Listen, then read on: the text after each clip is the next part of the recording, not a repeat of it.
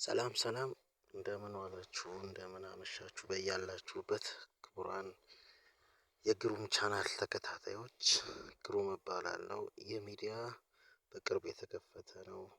ሁላችን የምንሳተፍበት ያለንን እውቀት ለሌላው ሼር የምናደርግበት የራሳችን ሚዲያ ነው።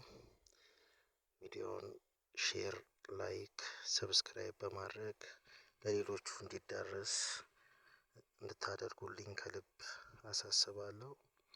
እናንተም ያላችሁን ሀሳብ እየመጣችሁ በዚህ ሚዲያ ላይ መናገር ሀሳባችሁን መስጠት ያላችሁን እውቀት ለሌላው ማካፈል የምትችሉ መሆኑን እየተናገርኩ ሚዲያ የሁላችንም ስለሆነ ዋናው አላማው ቁም ነገር ማሰራጨት ነው። እውቀትን ለሌላው ማዳረስ ስለሆነ ሚዲያችሁን የራሳችሁ ሚዲያ ነው የጋራችን ነው። ሼር ላይክ ሰብስክራይብ በማድረግ እንድናግዘው በሚገባ እያሳሰብኩኝ ዛሬ አንድ ሁለት ነገሮችን ለመናገር እፈልጋለሁ። ብዙ ሰዎች ሊያውቁት የሚገባ ነገር አለ።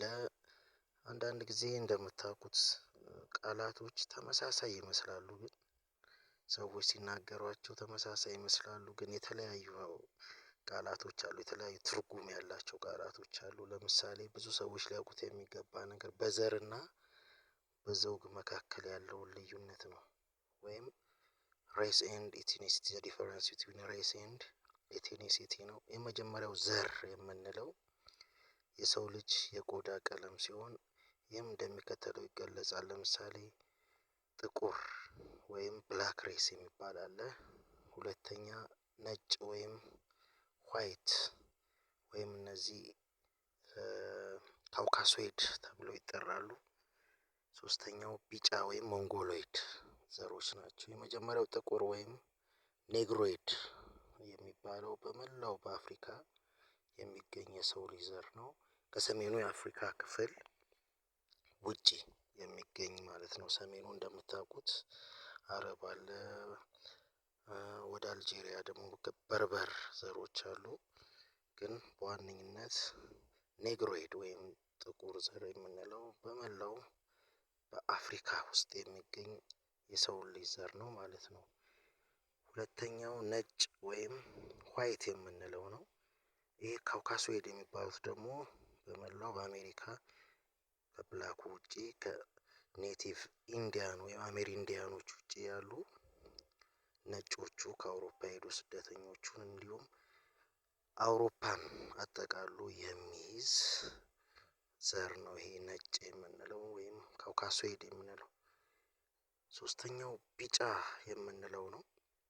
ወይም ሞንጎሎይድ የሚባሉት ደግሞ ምስራቅ ኤዥያ የሚገኙት እነዚህ ሩቅ ምስራቅ ኤዥያ ውስጥ ያሉ ቻይና ጃፓን ኮሪያ ታይላንድ የመሳሰሉትን የሚይዝ ነው። ደግሞ ይሄ ሞንጎሎይድ የምንለው ዘር ማለት ነው።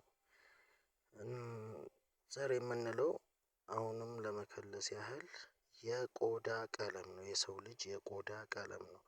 በዚህ ዝርዝር ውስጥ ደግሞ የተለያዩ ነገሮች አሉ የሚገለጹባቸው የሰው ልጅ በአፍንጫቸው በፊት ቅርጻቸው በቁመታቸው በፀጉራቸው እነዚህን በሙሉ አጠቃለን እገሌ የዚህ ዘር ነው እገሌ የዚህ ዘር ነው እያልን እንገልጻለን ማለት ነው። ያው ህንድ አለ ኦስትራሊያ ውስጥ የሚገኙ ኔቲቭ ኦስትራሊያን አቦርጂኒያ እየተባሉ የሚጠሩ አሉ። እነዚህ ደግሞ እነዚህም ራሳቸውን የቻሉ ዘሮች ናቸው ግን ትንሽ ናቸው ማለት ነው። አብዛኛውን ህዝብ የሚሸፍኑት እነዚህ ከላይ የጠቀስኳቸው ኔግሮይድ ካውካሶይድ እና ሞንጎሎይድ የሚባሉ ዘሮች ናቸው። እሺ መልካም። ሁለተኛው ደግሞ ዘውግ ነው የምንመለከተው ዘውግ ወይም ኢትኒሲቲ የምንለው በአንድ ሀገር ውስጥ የሚገኙ በአንድ ማህበረሰብ ውስጥ የሚኖሩ ሰዎች በተወለዱበት አካባቢ የጋራ የሚጋሩት ነገር ማለት ነው። ለምሳሌ የሰው ልጅ በጋራ ሲኖር በጋራ የሚጋራው ነገር አለ። ቋንቋ ሃይማኖት ባህላዊ ጭፈራ አለባበስ የመሳሰሉትን የያዘ ነው። ኢትኒሲቲ ወይም ጎሳ ዘውግ ተብሎ ይጠራል። በዚህ ማህበረሰብ ውስጥ የሚኖር ሰው አሁን የጋራ መገለጫቸው የሆኑ ለምሳሌ አሁን የጉራጌኛ ጭፈራ ብናይ እነዚህ ጉራጌዎች ናቸው ማለት እንችላለን።